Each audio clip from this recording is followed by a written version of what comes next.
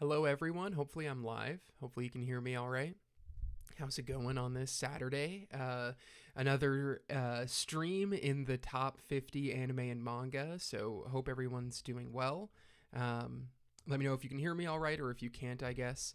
And let me know how you're doing. And we'll kind of give it a couple minutes, and I'll kind of chat what I've been watching generally, and then we'll hop into number 40 through 31 on my top 50 anime and manga of all time. This week I've been continuing to watch Mob Psycho 100 for the watch along. We'll be putting some thoughts in Discord, so shout out to my patrons and YouTube members. It's always fun to watch series with them, throw thoughts in there, and I feel like there's so many series in this top 50 that have come up because of the watch along, which is really fun. Uh, why is School Days in there? I wanted to have some fun with the thumbnail, so maybe or maybe not School Days will be numbers 40 through 31. But what a funny still that is. And Ronan, good to see you. How are you doing? What episode am I on? I think I'm on just the either the I think I'm on like episode 11 of season 1. I'm a little behind on what the schedule actually is for it, but almost done with season 1, and then hopefully I'll blaze through season 2 in the next couple days here. Um, just a busy time. I always like set ambitious, like semi-ambitious schedules for the watch along, and then like if there's not a bunch of people helping me go forward, then I fall off it sometimes. But yeah, Mob's really great, and I'm really enjoying it so far. And like I'm not necessarily the biggest One Punch Man fan, and I'm enjoying Mob way more than I liked One Punch Man. So it's been a lot of fun. The animation's great. Like, I mean, I've obviously heard amazing things about it, and it seems to be living up to the hype a lot more than One Punch Man did for me. So that's been fun. Let's see. I'm trying to think of what else I've been watching. I watched the new Avatar that came out, which I'm not like a big fan of that franchise. And I thought it was pretty mediocre. I think the Avatar movies are kind of weird. I won't spoil anything for those who haven't seen it or not. And but I feel like the last movie and this movie are like smashed together TV episodes. Like the pacing of the movies are weird, where it's like you'll spend 30 minutes with a moment of TV. It's like, here's this episode, and then you'll just kind of like move on from those characters for the rest of the film. Like I don't think they really work on their own, and I don't know, I feel like the movie didn't do enough interesting new things for how much is put into those movies. But I mean, the visuals are good. I do love fantasy, right? So I wish I loved them, but so I watched that. Have I seen the new Jujutsu Kaisen trailer? I have. So hyped. Oh my gosh, can't wait for it. Man, winter 2026 is looking to be an absolutely stellar season. Been doing some research for some shorts I've been doing, right? And I'll have my winter top 5 most anticipated winter 2026 anime coming out. Just came out with my yearly anticipation. And man, winter looks to be so good. So yeah, can't wait for Jujutsu Kaisen. Y'all can expect a lot of Jujutsu Kaisen videos at the beginning of the year. And I want to make some more free run videos as well. Also, that Steel Ball Run trailer was awesome. Yunakimi, good to see you. Thank you so much for the support of the channel. One of the YouTube members, shout out. Hope you're doing well. And glad you can join us for this top 50 anime manga stream. So yeah, we'll just chat for a couple more minutes, and then we'll kind of dive right into it. Do you guys want me to go back over numbers 50 through 41, or would you rather me just jump right into number 40? My thinking was just jumping into number 40 and then maybe going over the others at the end. But whatever y'all would rather, if you guys need a refresh. NXRN, yo, how's it going?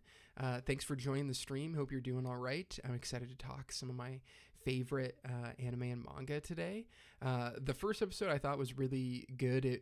The ranking is so hard, and kind of my I can definitely do a recap. Yeah, so let me jump into the recap. But yeah, so basically the philosophy here is like there's certain series that maybe I've seen some of that I didn't include. This is a mix of like me trying to be objective and also me being very biased. So we can bring it up. I think the animation looks great. I kind of and they're kind of taking the style even further from the best parts of season 2. So I'm definitely into it. What do you think of it, Ronan? So I'll just quickly go over what 50 through 41 was.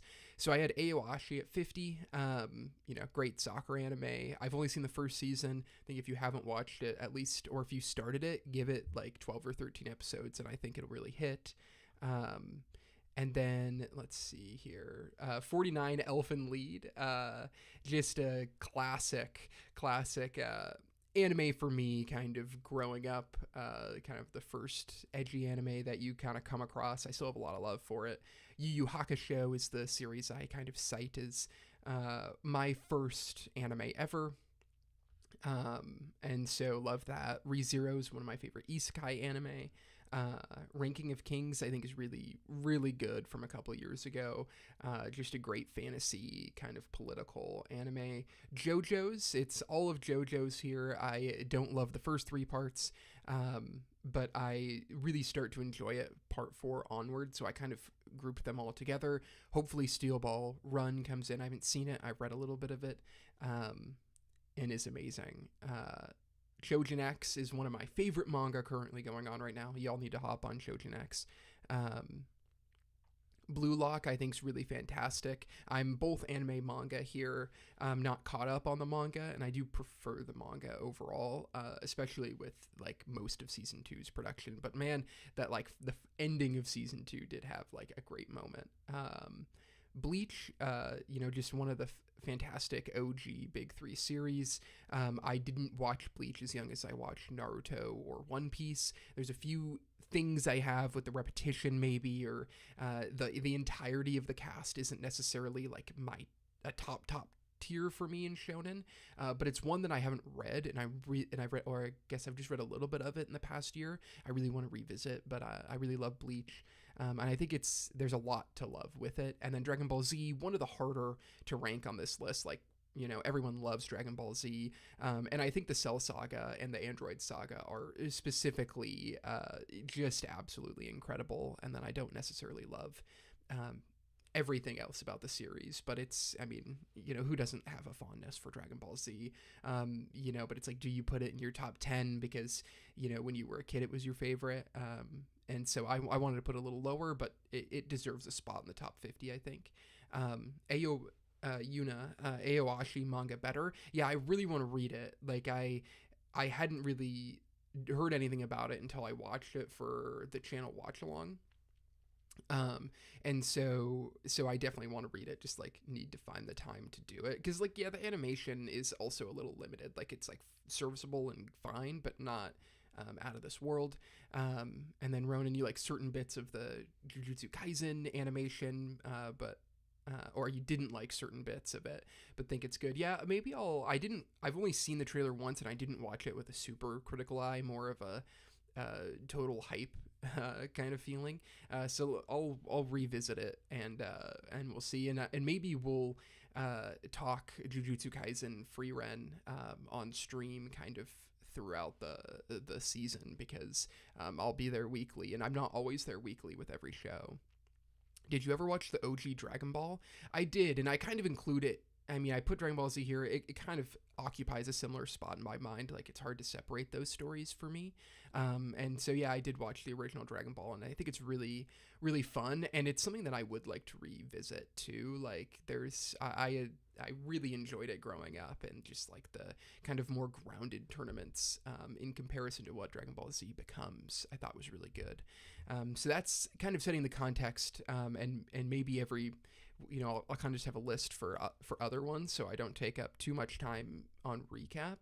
But it is an anime, right? Like, we love recap here. I've only watched a little bit of Super. I watched the film and then a couple of episodes when it initially came out, and I'm just kind of like whatever on it. I kind of have had my fix of Dragon Ball Z. I don't need more of it. And that's how I feel with a lot of the properties that I loved growing up, where it's like I'm kind of good actually on them with like Dragon Ball Z and something like Star Wars, where I just like the new stuff is not scratching that itch anymore for me. So to number 40, we've got Violet Evergarden. So this is the start of today's list. Violet Evergarden's a 13 episode series that is takes place in a war-ridden post-war, I think, I can't remember if it's currently going on the story, but it follows a letter writer as Violet kind of learns human emotion through writing and delivering letters for people. And it's kind of this really beautiful episodic series where each episode is so most of the episodes are these self-contained stories where Violet gets to get in touch with her own emotions through, other people writing letters. And that concept for a story is just amazing. It is such an emotional series. I mean, like, I don't know how anyone can watch it and not be brought to tears almost. And on top of that, the animation from Kyoko Animation is just like insane. And I think for me, I always think of the umbrella scene, where she's kind of like on the umbrella over the pond. And so there's just like so many striking images. Each episode on its own is a really well put together story. And then you have the greater context of Violet as a character and kind of how they explore her, and kind of this girl who has lost her arms to war. I'd say it's kind of slice of lifey, because every episode is her just kind of delivering these letters. But it's this girl who's been, super traumatized by war and is given this job to kind of learn emotions. And so she's kind of doesn't have emotions very easily. And so for the genre, it's kind of slice of life and just kind of like a classic drama, I would say. And it really is fantastic. From Kuroshiro? I was worried because I feel like a lot of people have never watched OG Dragon Ball. I just consider all of Dragon Ball and Dragon Ball Z as one thing, especially as someone who's read the manga. Totally agree there. I also kind of consider it as one thing as someone who's visited the manga as well. And I watched Dragon Ball a lot growing up, along with Z. But yeah, Violet Evergarden, it's a kind of a classic drama, and it's episodic in nature, so it's pretty easy to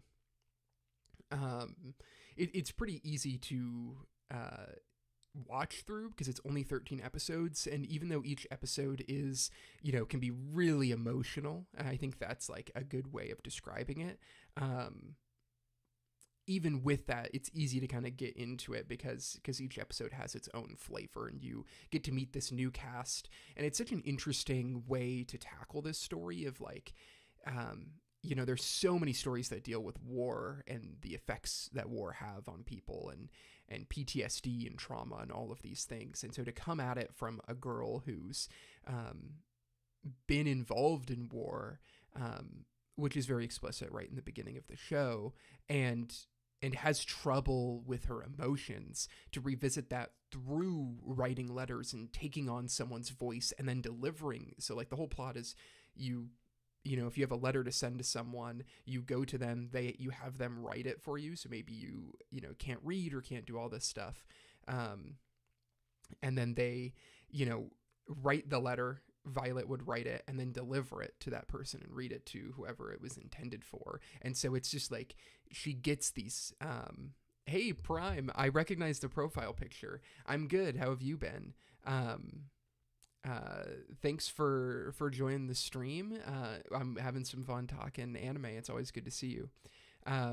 but yeah, so each episode, it's like you're diving into a new character's perspective. Often it's how they've also been infected by the ward. It's just such a really, really beautiful kind of exploration of humanity and emotion, and kind of how we deal with trauma. And it's just like packaged in the most beautiful animation you can ever imagine. Like, it is one of the most stunning series of all time, or at least that I've ever seen is probably a better way to put it. And so Violet Evergarden's one that I think also has a lot of rewatchability. It's very easy to come back to it because there's just so much depth to each of the individual stories. There is a movie afterwards that I have actually not seen, and it's probably like the series was so good for me that I haven't felt compelled to like need more. And it's kind of nice also to have like maybe there is some new material I can have whenever, but and so I don't necessarily know the quality of the film, but the 13 episode show on its own is absolutely incredible. I would strongly recommend it to anyone who is looking for, a highly emotional series. And it's kind of up there with a couple of other series as the best versions of what episodic can do, especially when you're still trying to tell a story that has character kind of development throughout, but you do it in an episodic structure. I think it's just fantastic.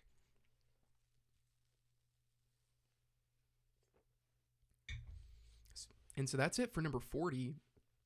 I feel like you need to rewatch Hunter x Hunter. It's peak and easily the best battle shonen. I mean, or sorry, I said Hunter x Hunter and Yu Yu Hakusho. I do love Yu Yu Hakusho, I think, and I talked a lot about it in the last stream. But for me, there's a few things, maybe with the ending, maybe with the start, where there's a handful of battle shonen that I prefer over it. But I do love Yu Yu Hakusho. So yeah, moving to number 39. Is Kaguya-sama Love is War. This is one of my favorite romance anime.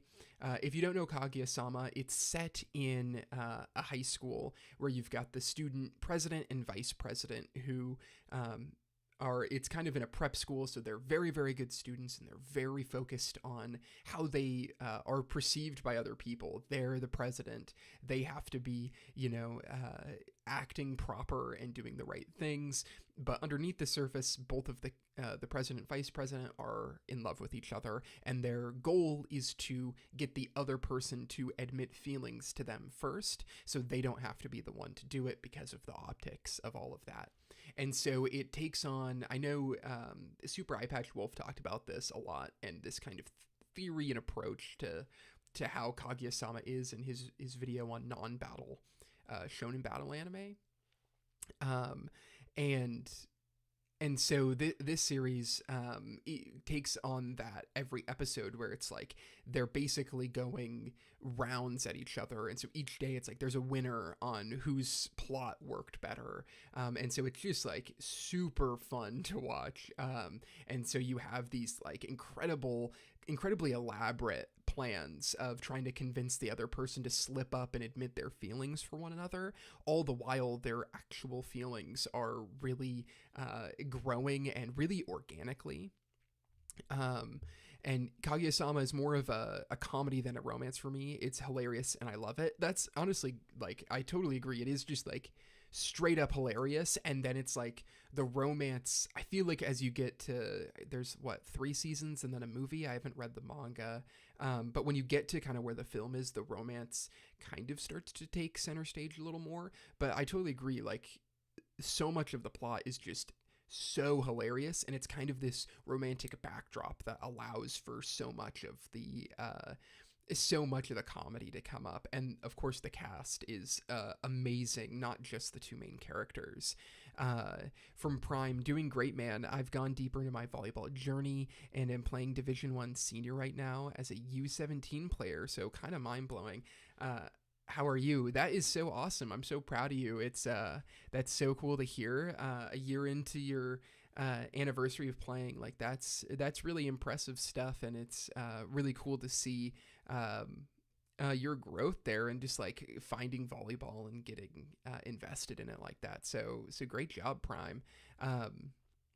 And I've been doing good, just kind of working away. It's been kind of an interesting half of a year, but things are going good. It's fun to be streaming a little bit more, and I'm excited to continue doing some of these lists with y'all, and also maybe share some fiction writing that I've been working on, and reading some stuff with everyone.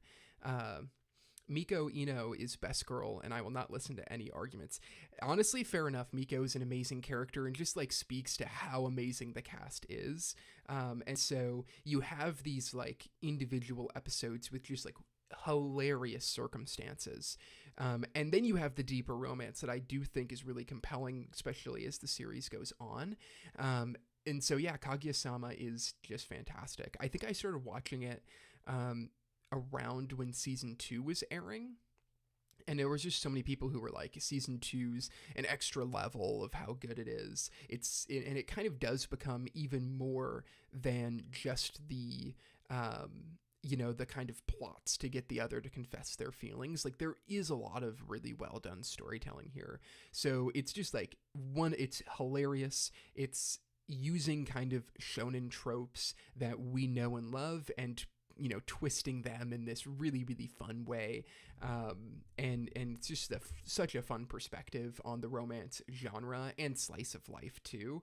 And it's just like the setting and how seriously they take how everyone at the school perceives them just really spirals into hilarious situations. And so Kaguya-sama it's so easy to binge. And I do have a funny story of when before I watched it.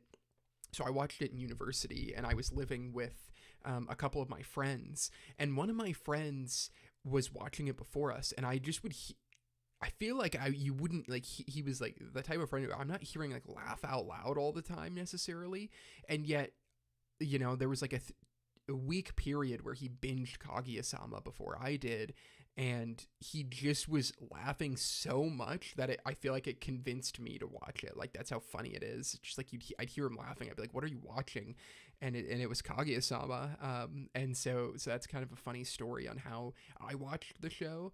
And it really holds up, and it's something that I want to revisit soon.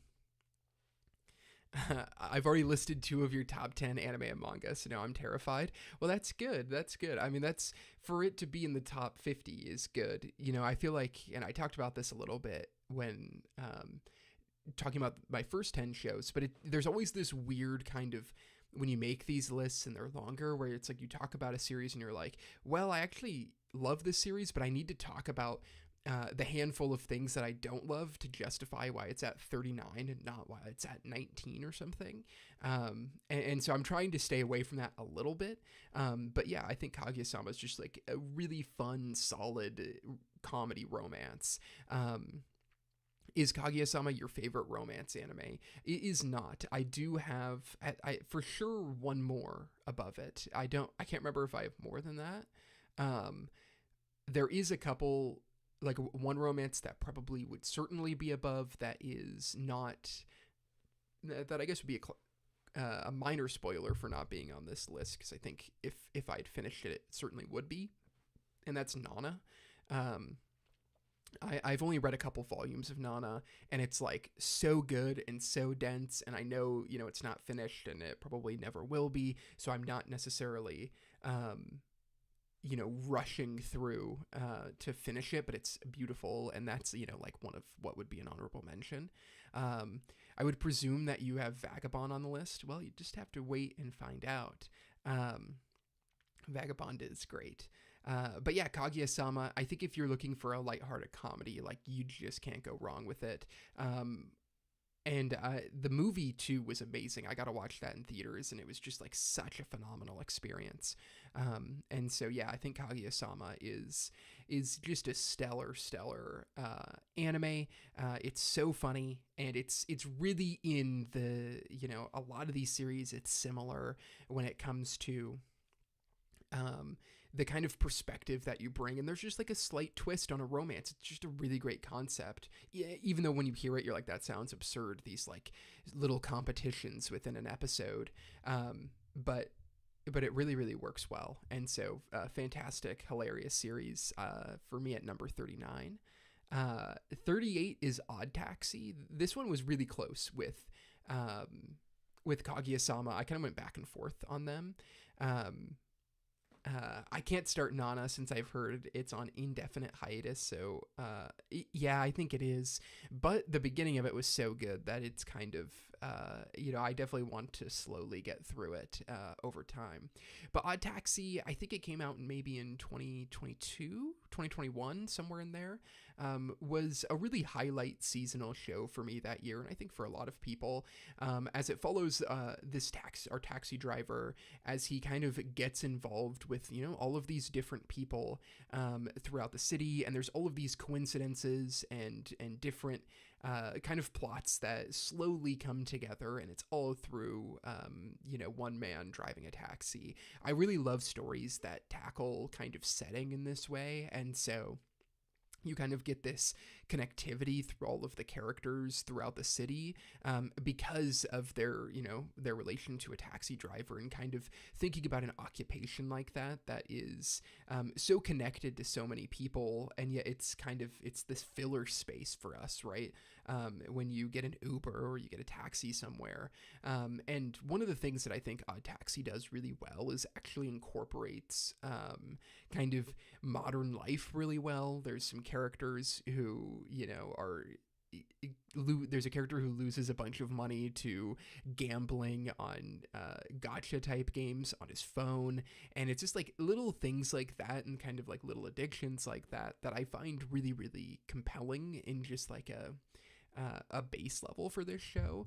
But then it does come together in a really satisfying way at the end, and you have all of these coincidences that tie together, and it makes for a really, really tight story that you don't necessarily think that it would be at the beginning of the series, because it's just kind of like you're just kind of meeting all of these characters who come from wildly different backgrounds, and it's all tied in one location.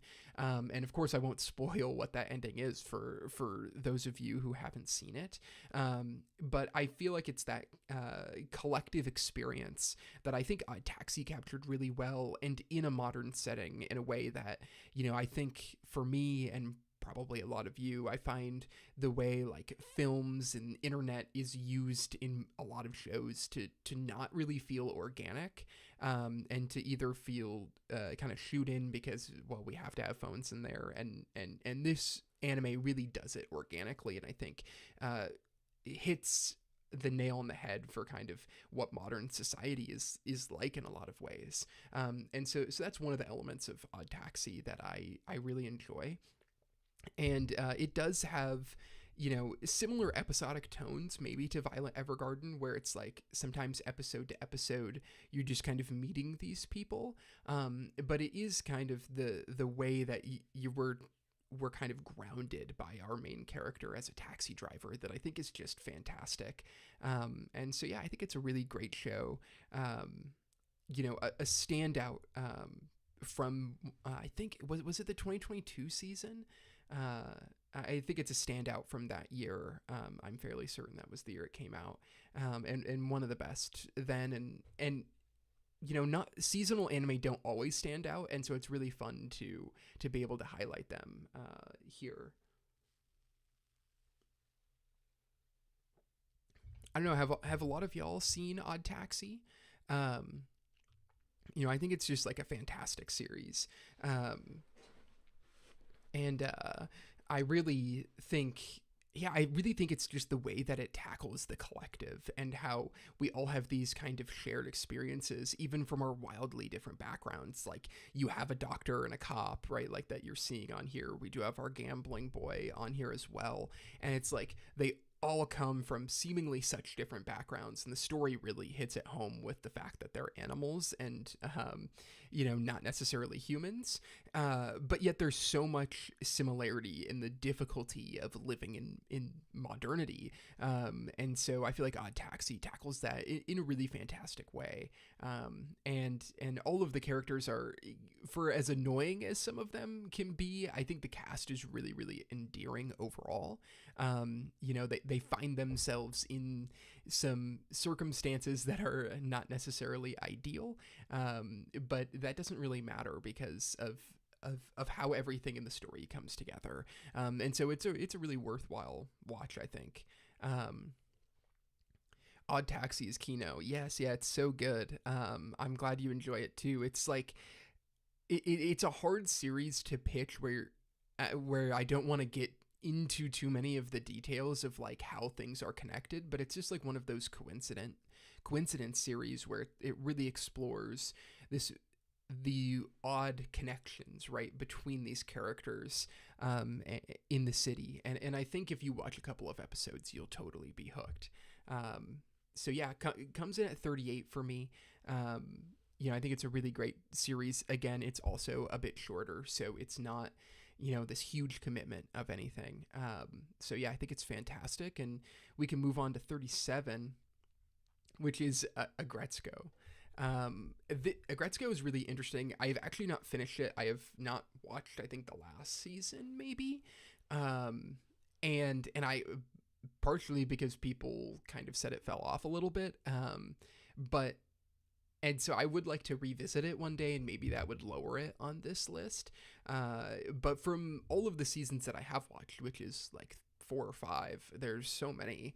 Agretzko is just phenomenal. So again, for those who don't know, Agretzko follows the main character, Agretzko, who has kind of at the beginning of the series, she's just graduated university. She's excited to kind of join the corporate world and work her way up the ladder. And then you cut to, is it 3 or 5 years later, and she's still in the same job. She hasn't made any progress. She hates her job. And so it's just kind of this slice of life series of her dealing with navigating being, an office worker in an environment that is less than ideal, right? You've got your boss who never wants to see you succeed. You've got all of the different kinds of annoying coworkers, and then you have to navigate it all while just feeling really unfulfilled. And the really fun part about Agretzko is that she loves heavy metal music, and so anytime she gets too stressed out, or a situation becomes too much, a little overstimulation, she'll kind of disappear in the bathroom or somewhere, and she'll just sing heavy metal. And so it's a really, really lovely series that is one of my favorite slice of life. It captures, I think, this kind of feeling of helplessness in modern society, honestly, where it's like you kind of graduate from university, you have these big plans, and then it's just like you find yourself working a job that you don't like, but that is kind of the path that everyone thinks you should be going down, and you kind of struggle on the day-to-day there. And then also office dynamics are endlessly interesting, and so that's a huge part of this. And the series goes in a couple of interesting directions. Does this include light novels or anime movies? I'm not neither light novels or anime movies. I've read a handful of light novels, probably not enough that they would impact. I've read like a little bit of Monogatari, not enough that they would impact this list or be yet deserving of their own list. Anime movies, I want to do a separate list for, maybe 25 anime movies. So we'll do that maybe when I conclude the 5 weeks of these streams. But Agretzko's story does kind of evolve in an interesting way. It's not like she doesn't immediately just climb the ranks, but she does get some other opportunities that are kind of interesting and compelling. And so a lot of the plot lines I really enjoyed. There is an idle plot line a couple seasons in that maybe was slightly weaker, and then where the story goes in the end, I know a lot of people it didn't land with, but I just love the kind of relatability that this series has. And so Agretzko, I think, is really, really compelling. It's funny that it's like she's just this tiny little girl who's singing heavy metal, and that's just so compelling. And I think that's what hooked a lot of people into the story in the first place. But it is kind of, the first season is probably the best season, and it's really, really good because it doesn't come up with any unplausible solutions. And can't say that is what happens for the rest of the series, but in the beginning, it really is just like a really great depiction of what it feels like probably to be in your mid 20s. Uh, Hey Prime, thanks for joining as a YouTube member. I know we've had you on the Patreon in the past, so really appreciate it. And yeah, it's good to have you here, and I always appreciate all the support. Um, yeah, shout out to you, and shout out to your volleyball journey. Uh, Kuroshiro, have you gotten you've gotten me interested in Agretzko. I've never heard anyone talk about it before. Yeah, it kind of got really popular again. I think Eyepatch Wolf made a video about it back when one anime YouTuber could make one video and it kind of like the whole community's ears were tuned into it. Um, but and then it's kind of fallen off a little bit, I think, in terms of popularity, but it's a really, really great show, especially the first season. I think you should give it a try. It's just this really, really great, depiction of what office life is like for someone at the bottom of the food chain. And, you kind of find yourself in this dead end job and you deal with the annoying parts that come with an office job. And then you have kind of the nightlife, right? Where it's like, well, where in it are you going to find time to really pursue maybe something different that you want to do or work your way up? It's so difficult because everyone's trying to work their way up. You kind of look around, you realize everyone else in the office is in the same position as you are. And it's hilarious too. Like there's a lot of great bits in the story, and it all stems from Agretzko, her kind of dueling personality that's kind of conveyed on this poster, which is, I think, of one of the later seasons, of her and her heavy metal kind of, unconscious self. Prime, I've not heard about this one. Yeah, it's worth watching. The episodes are really short. Like the other thing that's kind of fun about it is in the first season, at least, and early on, a lot of the episodes are under 20 minutes. So it's like you can really get through it quick. And it's just these fun little sketches about office life, as she slowly kind of gets involved in some other things, which I think is really cool. And so, yeah, it's a series I have a lot of love for. And one that, I think everyone should give a try. And it's just a fantastic slice of life series. And so that's number 37 for me. I do just really have so much fondness for Agretzko. And then number 36, I have Bakuno. This is a classic mid 2000s anime.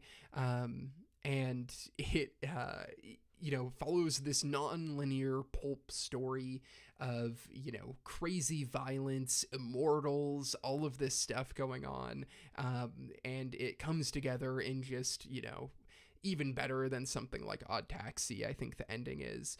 Bakuno is also really known for having an unbelievable jazz soundtrack that I totally agree with. And honestly, it's one that I've only watched once, and I watched like half the series with my friend, and then for some reason we didn't continue it, so I just like finished it on my own. And it's a series that it's only 16 episodes or something like that. It's really short. I do kind of want to rewatch it because I feel like even I am not necessarily giving it as enough credit as it deserves. Like I feel like a rewatch, all throughout, the same thing. I would put it even higher because every time I think about the series, I'm like, I really do love it. Like it is really good. But then I have it here at 36. So this is another one where it's like 36 feels low for it almost. You're really quickly running through my favorite anime now. Bakuno is kind of low, isn't it? So yeah, and I'm glad you enjoy it. What's your favorite thing about Bakuno? Or who's your favorite character from the cast? I mean, I love everyone about it. My favorite episode is probably, or the episode where I was like, this series really does have a lot going for it, because I do, Bakuno does have such a reputation too, and Oh, just happy Bakuno's there. Makes sense. Yeah, it's amazing, and yeah, it has to be on the list, right? But the episode that really got me is the episode on the boat with the immortals. Um, that's the episode where I really, the first handful, and I think that's episode, I don't know, 5 or 6 or something. The first handful of episodes, it's everything was so disconnected that it's like I was enjoying things, but I wasn't getting super invested in the characters. And maybe this is why I have it a little bit lower on the list than I probably would after a rewatch, because it did take me a little bit to get into it. But that episode on the boat, with the Immortals is just so fantastic, and just like I'm like, oh, this series is really going in a direction I didn't realize, and from there on it just takes off. And so Bakuno's amazing. I love non-linear, pulpy storytelling of these kind of crime thrillers. The violence of it is fun, but not overbearing. And then, of course, the soundtrack, like I mentioned earlier, is one of the biggest selling points. Like it's such a memorable part of the show, and it's something that really connects everything together. From the anime, my favorite character is Isaac. I think that makes sense. It's a great choice. And from the light novels, it's Furo. Yeah, are the light novels worth reading? If you've watched the show, like, do you prefer them a lot to it, or do you think the anime does enough on its own? Because I do, I read a lot of fiction. I haven't super dove into all of the light novels. But yeah, I'd be interested to maybe check Bakuno out because it's so good. But yeah, so Bakuno, I think if you're interested in kind of a crime-esque story, with definitely a pulpy atmosphere, I definitely think Bakuno is worth checking out. And then you have all of the non-linear storytelling on top of that, where it does kind of bring in some other genres, and then it connects in just like the most beautiful way. I love the nonlinear storytelling. It left me on the edge of my seat. There are very few shows that I binge watch. Yeah, and I also binge so much worse nowadays than I used to. And yeah, Bakuno it's you just like when you're watching, you're like, I want to understand how these things connect.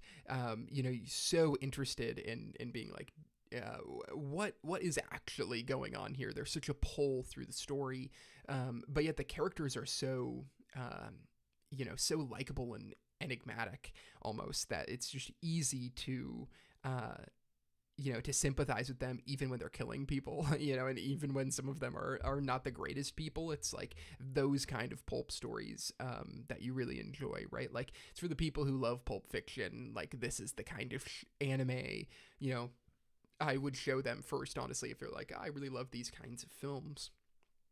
This is a place I would start people with because it's just that good. And I agree, it is, I do really like nonlinear storytelling, or when it comes at it at such a unique angle. And honestly, this is maybe the highest or one of the best nonlinear anime. Like, when I'm thinking about some of the other things on my list, like, all of them are pretty straightforward and linear, and it's often the scope, or they're just doing something interesting otherwise. But I do really love nonlinear storytelling. It gives such an interesting and it makes sense that this is connected. That this is connected to a light novel, because nonlinear is so much easier to do, I feel like, in prose. But when nonlinear storytelling hits, it's absolutely peak, and that's what Bakuno is. It's a classic for a reason, right? Like, the ending is so well done, and the vibes of the 20th century, for the most part, are so fantastic. Um, uh, Wait, if we're talking about anime, also, could Arcane be on this list? Because it's technically an anime. I did not. I can spoil here. I didn't include Arcane because I wasn't thinking of it as an anime. Same with like Castlevania, which also could maybe be on the list. And Arcane probably, would be around this ballpark for me. I didn't love the ending of season 2. but Arcane is amazing for sure. The Baccano light novels are very good, but they are different because the books are linear. Oh, I didn't realize that. Whoever adapted the first three novels was a genius. I had no idea. I totally thought that they were also non-linear. That's super interesting, and also makes me, yeah, interested to read them to see how they envisioned that. That is so cool. What an interesting way to approach it. So yeah, if you're interested in non-linear, kind of crime, violent storytelling with a little bit of fantasy peppered in, you definitely should check out Baccano. And also, it just like is the animation is of the mid 2000s, and I love that. So that's number 36 on my list. 35 is Beastars. Beastars is, I think, just a fantastic show. I really love Studio Orange, and I love kind of everything that they've done. I really like the new Trigun anime, although not quite on my list, but maybe could down the road. I love Land of the Lustrous, and I think Beastars is a really great example of them really refining their animation style. So we're seeing kind of the 3D CG animation here, but I think Beastars is a fantastic series. It follows, I think I might slightly get his name wrong, but Legoshi is the main character's name, and it follows him just at his school trying to fit in as a wolf. There's some romantic elements that are going on here, and then there's also some deeper plots within the world that he and some of the classmates get involved in that I think is really, really good. However, I love the back to Baccano. However, I love the light novels a lot because you get way more depth for the characters, which lets me appreciate the story more. Yeah, I definitely would be interested in that. And that's like often the trade-off, right, with adaptations is that they just never quite get the depth of character and idea that the books do, but you get, feeling and imagery, so much more with the anime often. I started it recently. That's why I thought about it. I'm at season 2, episode 7. Yeah, well, I hope you enjoy Arcane. And I made a video about the ending and kind of some of my frustrations with it. But I do think Arcane is fantastic, and I hope you enjoy the ending. I'm currently making my way through the audiobook, just finished book 5. That's awesome. Keep me posted on how you feel about the Baccano books, and I wish I could do audio more, but I'm just like such a physical reader that like I read more slowly than I do if I was able to do audio. And then Beastars is so good. Yeah, Beastars is just fantastic. So there's so much going on with this series, and so initially, like I mentioned, the vibes, I really like the animation, I really like the school setting, and you have the theater production, and you have some of these elements of kind of social hierarchy that is seen I talked about a little bit in Kaguya-sama. People really take their place in the hierarchy very, very seriously, but it becomes so much more than that and so much different than that. And so, of course, you have the allegory of, the carnivores in society and kind of how they're living. And the allegory has its limits, but it also has a lot of, profoundness to it. And then there's also just this really, really great, beyond the commentary, there is the great character relationships, and I think that's where Beastars really cuts its teeth, as it were, as a story, is the character relationships, and all of that strengthens the allegory and the meanings of the show. But it is how people get along with each other and kind of how they form relationships that I think is fantastic. I've not watched Beastars, but want to check it out. Thanks, Kuroshiro. You have to go, but really appreciate you hopping in the chat, and hopefully we'll see you for the next couple, and we'll see how different our top 10s are. But really appreciate all the comments and you chatting with us. But yeah, Beastars is, I think it's just, the character writing is amazing. I love the school setting as they kind of get involved in these plots that are a little more violent, a little more, kind of undergroundy kind of things that are going on that I think is really good. Yeah, I think the series is just fantastic.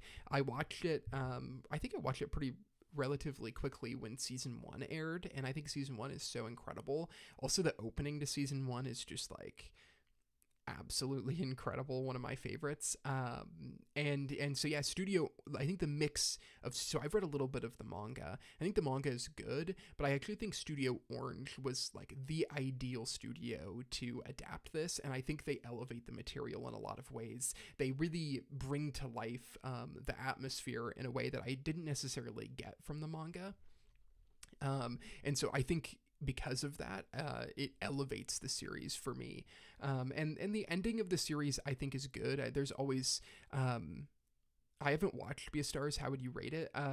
So very highly for sure. I think it's honestly, I don't really have a lot of like flaws with it. Like, I think the cast is great. I think the plot is really fun, and it's, slice of lifey at times, and then they kind of get caught up into some more bigger schemes that I also don't, I don't want to spoil anything for it, because it is really a big part of how season 1 ends. And the character relations are fantastic. If I was like giving it a out of 10 rating, I would probably say it's like a 8 to an 8.5 out of 10. There's a few things that I don't love, but yeah, I think Beastars is fantastic.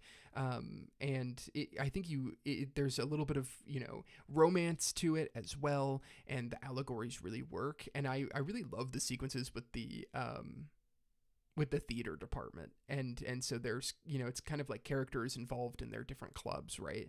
And so Legoshi kind of gets involved in the theater department as a wolf who's, not necessarily living up to exactly the kind of predator that you might think he is. So yeah, I think Beastars is amazing. One thing that I kind of hate about season 2 is that they leave a lot of plot hole ends, like when they reveal the one character is not dead in season 2, and then Jinx says, "I followed him to here." If you know what I'm talking about. Yeah, I do kind of agree with that. Definitely, there's a few things, yeah, with season 2 that are frustrating. But the animation is amazing in that show. But yeah, Beastars is really great. I know a lot of people, there is a bit of we've got furry characters and there's romance going on, so maybe some bestiality going on that people can kind of bounce off of. But I think if you're able to get into what the story's kind of going for, there's kind of a beautiful romance within it that really is the heart and soul of the story, I think. And so yeah, I think Beastars is amazing. And yeah, just a great time. And one that I actually want to watch the later seasons again for sure. And so to number 34, we have Chihaya Furyu. This is a newer inclusion to the list, or like I've watched it a lot more recently. I watched it for the first time this year. And I've watched the first, I think, season and a half, or maybe the first full 2 seasons, somewhere in there. But Chihaya Furyu, I mean, I made a video about it. It was watched for one of the watch-alongs on the channel. And it is, it is a kind of unconventional sports anime. It follows the sport of Karuta, which is a poetry game where you sit across from your opponent. There's parts of poems on the board. A poem is read out loud. You have to swipe at the one that's connected to it first. And so it is this really unique sport that deals with language, and I think that becomes a really fun part of the story, where you have these characters who have to read and understand the poems, or some of them do, and then some of them take it just only technically. They're only going off of the sounds of the words to try and improve at this game. And so yeah, Chihaya Furyu is so good. And so yeah, it's so like the game, you're like kind of whatever, or at least that's how I felt when I first kind of came across it. But the kind of setup and the kind of context of this story is also really well done. So there is some romantic elements to it, although, you know, from how much I've watched, it's not even like at the face of the series. But kind of the setup of it is Arata is this amazing Karuta player, and he's kind of a new student at this middle school, and he you know, doesn't have a lot of friends. He's quiet, but he's really, really focused on Karuta, and he gets involved with Chihaya and teaches her the game. And then it kind of goes on from there, and you get this trio and kind of love triangle that forms. And then Arta eventually transfers schools again, and so they kind of have to come back together, is kind of like a goal of the series, as Chihaya really develops her skill at the game, and she kind of finds purpose within it. And so it follows a lot of the classic sports anime beats of, you know, kind of improving and finding something that you're willing to get invested in and dedicate yourself to. And it's such an unorthodox game, so it's not like, you know, if you're obsessed with playing basketball as a kid, everyone's like, oh, cool, like that's awesome. We totally get what you're doing there with that sport. We totally see the value in it because so many kids do it, right? Like all of these sports.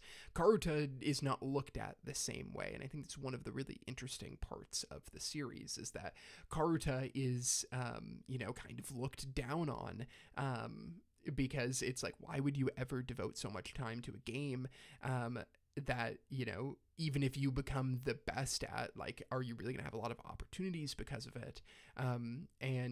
But still finding value in that, still finding value in dedicating yourself to something. So Chihaya for You has like the great, if you like sports anime, you will like this show, and if you don't like sports anime, you'll still probably like it because it's really well done. But you follow Chihaya as she just like tries to build a Karuta team at her high school, and kind of, you know, because there's Karuta can be played in a couple ways. You have the 1v1, and then you have some team games that go on where it's, you have, you know, maybe 5 1v1 games going on simultaneously. The best, you know, the team that wins 3 gets to advance.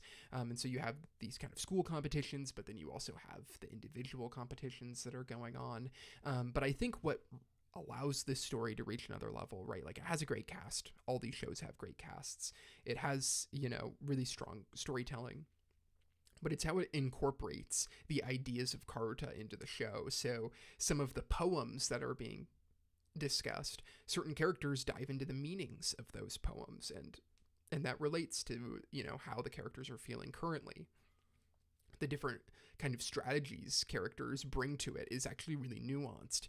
And so it's a series that's so easy to binge. It was so easy to watch through. I just absolutely adore it. And yeah, I think Chihaya for You is, once I finish the 3rd season, which isn't all of the manga, which I might go on to later read, but I think for sure it could rise on this list, because also I didn't want to put it too high because I watched it so recently, but Chihaya for You is amazing. You know, it ticks all the boxes that you could want for a sports anime, and I just love kind of diving into some of these unconventional sports anime. So it might not sound like, oh, this is the series I want to read. It's about a poetry card game, but there's so much nuance, not only just to like the technique of the game, but there's so much nuance to the cast and their relationships, and then you have this romance on top of it, and then you add in the poetry and them trying to take lessons from it. You just get what is a very, very solid show. And so yeah, Chihaya for You, everyone should check it out. Just like super, super well done sports anime. And it comes in at 34 for me. And honestly, the last handful of shows I would group pretty close together. Like if we were doing a tier list, Chihaya for You actually might be on a tier above those. So we've kind of gone up a level, I think, in terms of the shows from 34 on. So now to 33, we got Naruto, and this would count Naruto Shippuden as well. I I view them as one story. I can't separate them. They just feel like one. But this is, by far the hardest series to put on this list. Similarly to Dragon Ball Z, for so much, of my life, this was my favorite show. I remember watching it when it first aired in the West, week to week, and I watched all of Naruto before Shippuden like that, and then I remember waiting for Shippuden, starting to read the manga, getting ahead, and then continuing it throughout, and I was on board the whole time. In the years since, so maybe over the last 10 years, I've found issues with some of the series in a way of like, again, I'm kind of doing the thing where I'm trying to justify a series I love not being the series I love the most, right? But there's a few issues I have with the ending of the series and kind of with characters throughout in certain moments. And so it's a really, really hard series to rank because, the emotion that I feel sometimes when I see some of these characters or scenes would have me wanting to put it in the top 10. And then there's certain things where I'm like, I wouldn't put this in my top 50 because there's certain things that happen that really frustrate me. So it's the hardest to rank for me. It's harder than Dragon Ball Z. It's harder than anything else. It's one that, I could change. I could change all the time when revisiting it or when redoing this list. But right now it comes in at 33. And so not really talking about the few things that I find frustrating about the series, like the ending and kind of how bloated I think it gets. There's a handful of things that I think Naruto does as good as any other shonen battle series. And I think, the first is its fights. I think it does have a handful of the best fights in shonen that I've come across. And I think storytelling through action, Kishimoto just did a really, really great job at kind of taking these fights beyond emotional kind of punching back and forth that you kind of get in Dragon Ball Z, and in One Piece you can have a little bit where it's not quite as clever. I think there's a lot going on. But so I think those are amazing, and you have some absolutely incredible fight sequences throughout both Naruto and Naruto Shippuden, and so I think that is probably my favorite part of the series. And there's certain fights that like I could turn on, or certain episodes with battles I could turn on any day, and I'm just like, oh, this is so great. From Prime, it sucks your soul in when you sit and watch it, where you sit and watch it. I'm guessing you're talking about Chihaya Furyu there. Like, yeah, it just like locks you in. And then Naruto fans screaming at the screen right now. I completely agree with you. It's great, but it's not perfect. Yeah, I think it's, and maybe if we were just talking the first part of Naruto, it would be higher. Or if we were just talking up to Pain, it would certainly be higher. I love a lot of what's going on with the Akatsuki, but I do think there's a lot of bloat here, where there's a lot of storytelling. Like, Naruto loses a lot of steam for me at times. But there also is a handful of characters that are, just some of my favorites, right? Like I think I love Kakashi. Iruka is one of I adore him. I love a handful of the Akatsuki members like Itachi and Deidara. And I think there's a lot of nuance to them. Shikamaru is amazing, but there is a lot of characters that you're like, I have fondness for you because I loved you when I was a kid, but I don't necessarily think you are the most, you're part of just like this amazing expansive cast. But again, we're talking probably too negative here for any series that is on the top 50. Like, I have a ton of fondness for it.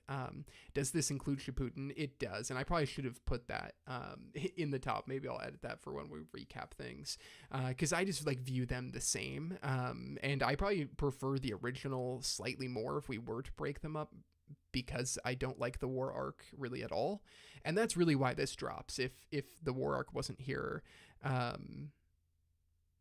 yeah, and honestly, I also have read the manga of Naruto, and so I'm not even like in my thought process of it. I'm like even excluding filler in this ranking because I just skip those episodes straight up. And I do love the manga, and I own a lot of it, and I'd like to own it all one day because of how much the series, like meant to me growing up, and how much fondness I do still have for it. Um, I think the core relationship between Naruto and Sasuke is so interesting because they're such a small percentage of the entirety of the series that they're actually together and like actually pals. To have such a large portion of it be Naruto kind of chasing him down, it is always kind of funny to me, and I don't love I don't feel like their relationship is as good as the story tries to make me believe it was. And so I think that's kind of inherently the thing that I struggle with. But the one of the things that Naruto does just so well is I actually think it's magic system, or power system, if it were. The use of chakra and the kind of techniques, while sometimes nonsensical, and sometimes there's things about the world building where you're like, what's the technology at? What's going on here? The feeling of using chakra and using hand symbols to create fireballs, or to create the Rasengan, or have a copy, make copies of yourself, or use the shadow, the shadow technique that Shikamaru uses. All of the abilities in the eyes of the Sharingan, it's just like it's hitting these notes where you're like, this is everything I want out of a magic system. Like, it can do anything, and it does it in the coolest way possible. And I think that's like a huge nod in Naruto's favor, where it's just like everything is so cool, and like and man, does Kishimoto beat it to death by the end with, all of the different forms of the Sharingan and the Rasengan, or the Renegon, or what's the one Pain has called? I'm getting them mixed up. But I think at its core, and through a lot of the best parts of the series, I think the power system is actually so compelling, and I think it's what leads to a lot of these really fantastic fights, and it's definitely shaped my personal preference on what power and magic systems can be like, even if it doesn't have that kind of really specific, I can come up with rules for the power system. It's not quite a Togashi rule set, or some, like fantasy author rule set like Brandon Sanderson. It functions differently, but in a way that I really love, where it's like, yeah, the rules are a little bit wishy-washy. It's just like, oh, I have chakra and I use it in these kind of ways. And yeah, it's just perfectly understandable though too. Like, you don't really need a lot of context to get on board with it, and then he just takes it in so many cool ways, even if he does take it maybe a bit too far by the end. And so, yeah, Naruto's a series that I grew up loving. I still have fondness for. Maybe every once in a while I've made a video on it. On my Datara videos, was one of the first videos on my channel that did really well because it's one of my favorite characters. But my audience isn't necessarily super interested, I don't think, in just like random Naruto analysis, even if I would be interested in still making some of those, because I do have fondness for specific parts of the story. The tuning exam is amazing. I've talked about a lot of the arcs on here before, and so yeah, Naruto, maybe 33 is a little low for it in terms of favorites. Like, it's still a series that if anyone wants to talk about, I'd love to have a conversation about best arcs and all of these things. It really is just that there's a whole 35% of the story that I don't vibe with, and because of that, it's lower. And I think it has to be lower because that's a huge part. There's so much material that I just don't think is very good, even if there's a lot of material that I do. So Naruto, really hard to rank. Could change based on mood, or kind of what's going on with me, but 33 kind of feels okay for me. Like, it used to be slam dunk top 10 series for me. There's so much cool stuff with it, but overall it is the war arc that I don't really like at all, to be honest, and that's what puts it at 33 for me. But I do love the beginning of Shippuden overall. So now we've only got a couple left. We're only going through 31, so only a couple left. And number 32 is Made in Abyss. This is a really interesting one because Made in Abyss is for a long time, after I first watched it, it would have been a slam dunk top 10 series for me. So if you don't know, Made in Abyss is a kind of dark fantasy about this kind of giant hole in the world, I guess, in a sea, this big abyss. And within this chasm is these horrifying creatures, and there's kind of a community that's built around the entrance to this chasm. And when you go down, there's kind of unique rules, or where if you're meant to descend down it, and it causes you physical pain to go up it. And so because of that, you get this story where it's like people can kind of go and scalp at the beginning of it, but people don't know what the mysteries are within the abyss. And on top of that, the animation of Made in Abyss is just amazing, and the designs of the creatures and the kind of context of the world is so endlessly fascinating. You just want to continue exploring it. And then on top of that, Kevin Penkin has just the Kevin Bacon's score is just unbelievable, and it really, really elevates this series. And so it's this, and you follow these young kids who go down to find the mysteries, and it's really, really dark and horrifying, and it's extremely violent. And so that's kind of the context of Made in Abyss. So from Prime, by the way, I know this is off topic, but did you watch the My Hero Academia ending? And if not, did you read the manga? I've not read the manga, and I've also not watched the ending yet. I've seen the first, I think I'm on season 5 of watching. Like, I've watched the first 4 seasons and a little bit of season 5, and season 4 really lost me. And then I've, been thinking about getting back to it. Now that it's ended, I might watch there's like, I think I've got like 70 episodes left or something like that. So I might, so My Hero, I really loved the first 2 seasons of, and then I really, really fell off hard. I might finish it, or I do want to finish it one day, but I've just not felt compelled to pick it back up.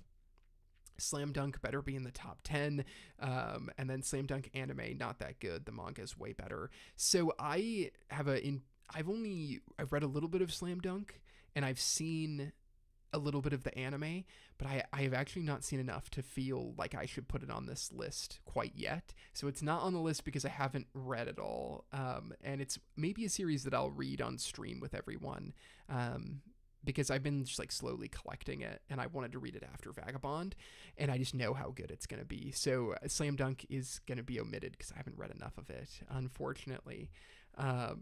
So yeah, which is crazy that I haven't read it. It's like a huge hole in my anime watching experience. But back to Made in Abyss. So Made in Abyss is this really dark fantasy that is has such a compelling world, and the production of the anime is so good.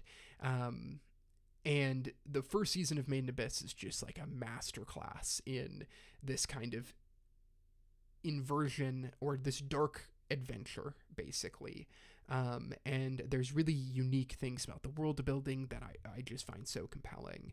The film is amazing. So amazing.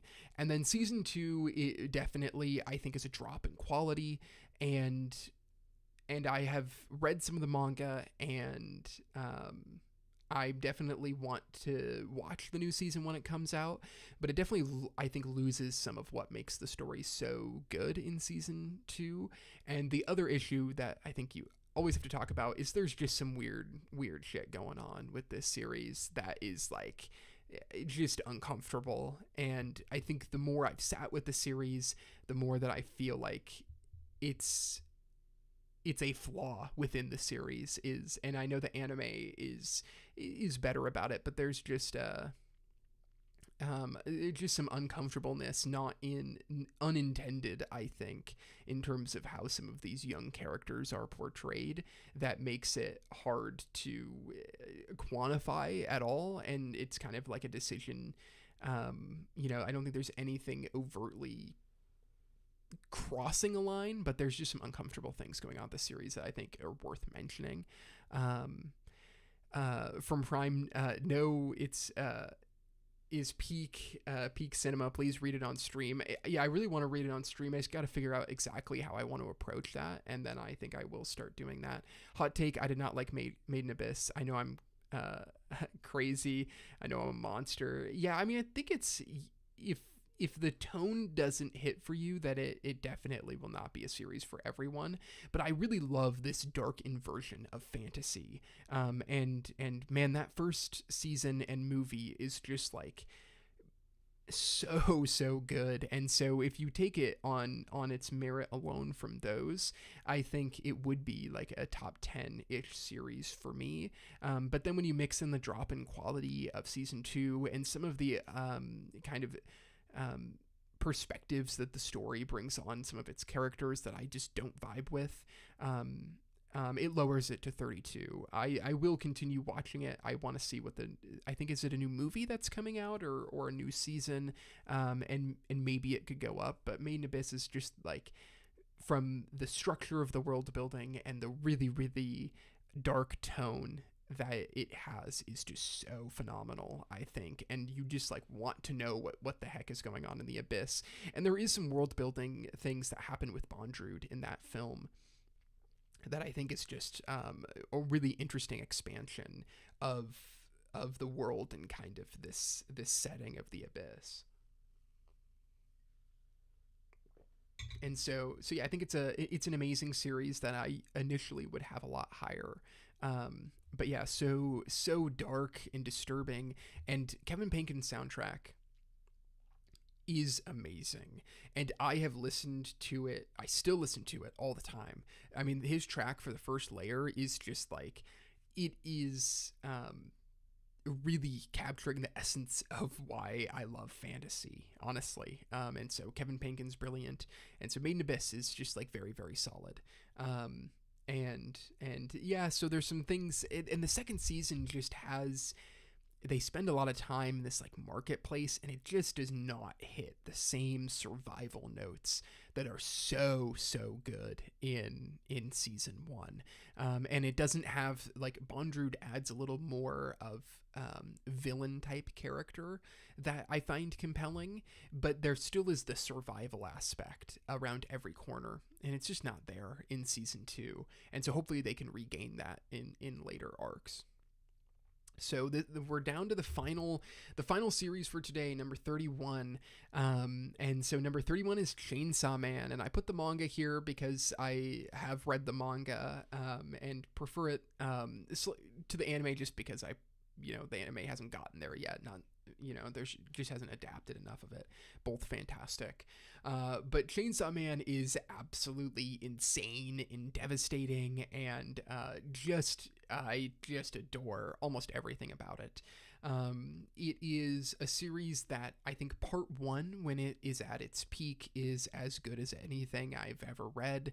Part 2, I have a lot of conflicted feelings on, and so when I'm talking about the manga here, it's, you have to put both, it's kind of a common theme with a handful of these series that I've just talked about, where it's like part of them is top 10 level, and then parts of them I think is weaker. But part 1 I've read part 1, reread part 1 in a day, just because it is, when you kind of need that feeling of devastation. I think Chainsaw Man Part 1 is the thing to read when it turns into Pain Man. But Fujimoto's storytelling, so Chainsaw Man, of course, follows Denji, and and Pochita as he becomes the Chainsaw Man, and gets involved in devil hunting, and kind of is staying alive with Makima and this world of devils who are created from people's fears. Is so good. And yeah, Chainsaw Man, it's like the unique tone of Fujimoto is so compelling, I think, for most of the people who watch it. And part one really takes off with the Rize arc, which is of course, the film that just came out. And actually, my next video is on that film and on the Rize arc. So my next video should be out in a couple of days here. So if you like Chainsaw Man, make sure you're on the lookout for that. The film did such an unbelievable job of adapting that. But that's really where the story takes off. And then the rest of part one is devastating and exciting and just cruel in some ways that just like scratches a storytelling itch that all of the best devastating stories do. So Chainsaw Man is, the characters are so unique and kind of simple in a way when you think about like Denji and Power and their kind of, like very, simplistic outlook on life and kind of what they want to get out of life.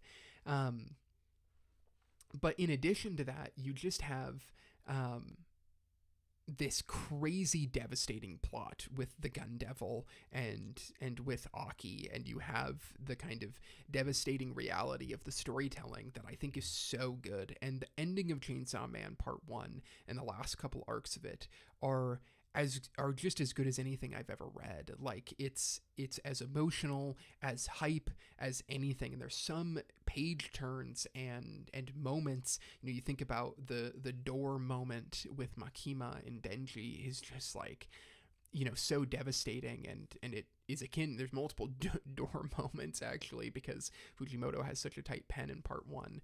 Part two, I think, loses some of the immediacy of the storytelling and some of the devastating quality that I think made part one so iconic. And so for me, that's kind of what holds it back a little bit.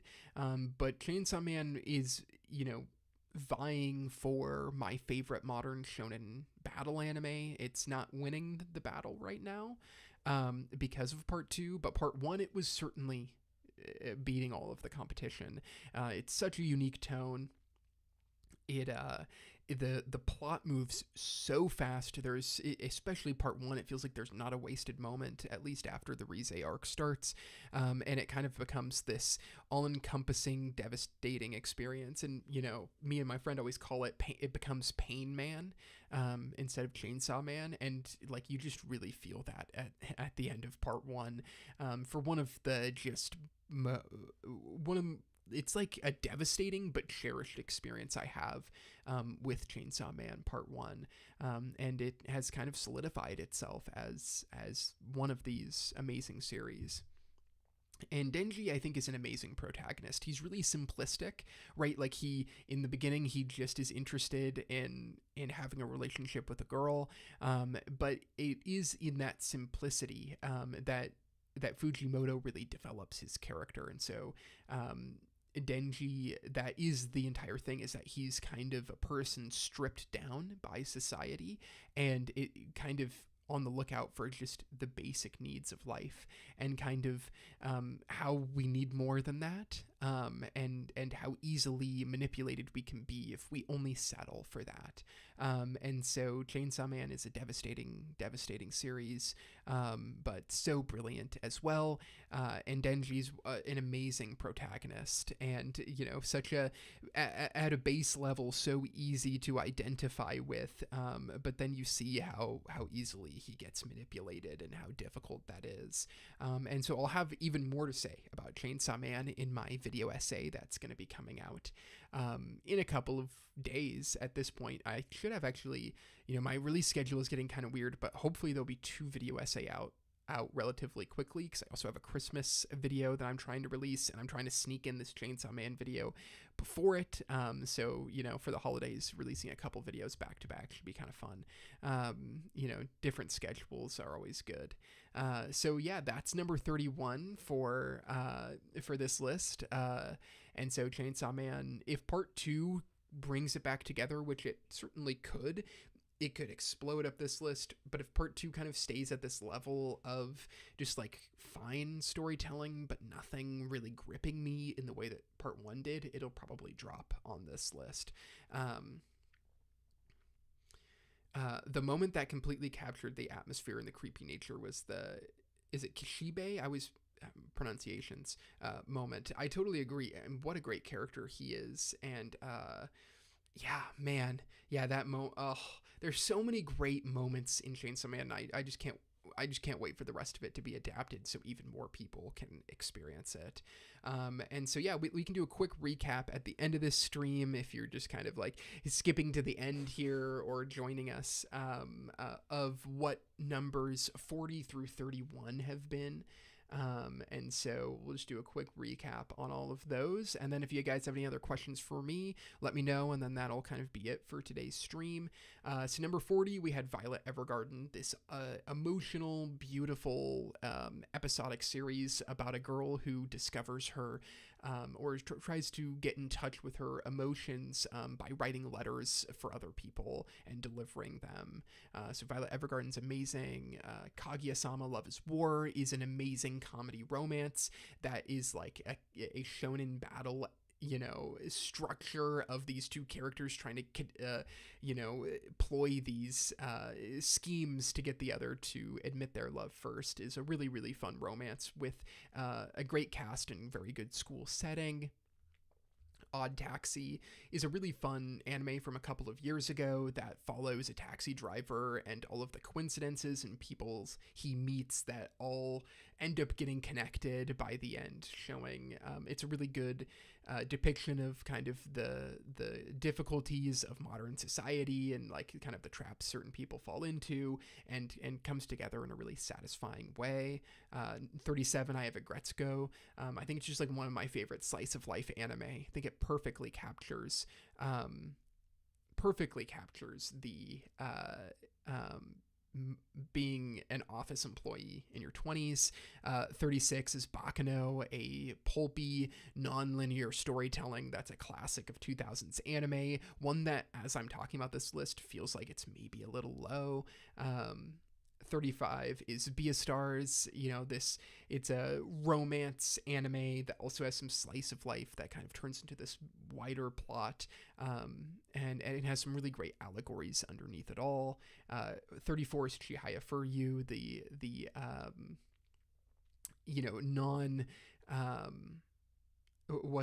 the non-traditional sports anime, as it follows a poetry card game.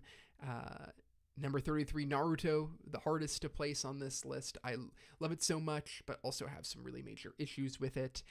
32, Made in Abyss. When it's at its most raw, it is amazing, but it has some really weird storytelling things that kind of hold it back. But 32, I think, is a pretty good spot for Made in Abyss. And then 31, Chainsaw Man, with part one being as good as anything I've ever read, and part two just being solid. So that's kind of it for today's rankings from Prime. But talking about Chainsaw Man, is he really the Chainsaw Devil? What do you think? Yeah, there's definitely, I feel like he is. I feel like that's where it comes from, and kind of like why everyone is always, the Shark Man, and, they all look up to him because that's who he is, but like not really. So I'm excited to see how this series ends. And so I think, if that's it for any questions, thanks again for joining the stream. I hope you guys enjoyed me rambling away on some of my favorite series. It's really fun to kind of go back and talk about why I love these series, kind of what I think's interesting about them. And it's been really fun to stream more and kind of chat with you all. I was able to stream a lot more at the end of last year, and I hope I'm able to stream a lot going into this year. Be on the lookout for a Chainsaw Man video, and then my Christmas video that should come out both this week. Next week I will not be streaming on Saturday because I'll be out of town, but then streams will kick up back after that, and maybe even I'll start doing 2 streams a week, which I think would be really fun. Let me know if you guys are interested in me reading. I've continue kind of floating it out there, but I want to read some manga on stream.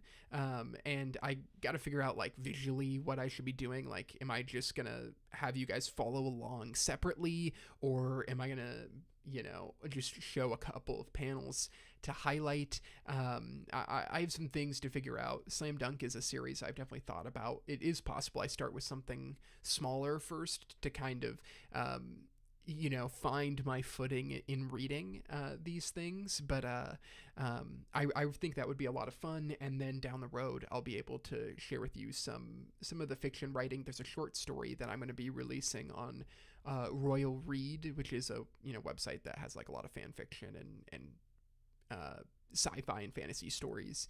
And so I think it'd be fun to read that on with all of you guys as well as I release the like 6 or 7 parts of that short story. So that's kind of can be expected in the new year. But yeah, thanks again for watching the stream. I'm excited to keep going through the other top series. I'm excited to see some of y'all's guesses at what number, what the top 5 are and things like that. And then maybe after that, we'll do, another ranking of my fantasy movies or anime movies. And yeah, just keep chatting with you all. So I appreciate everyone supporting the stream.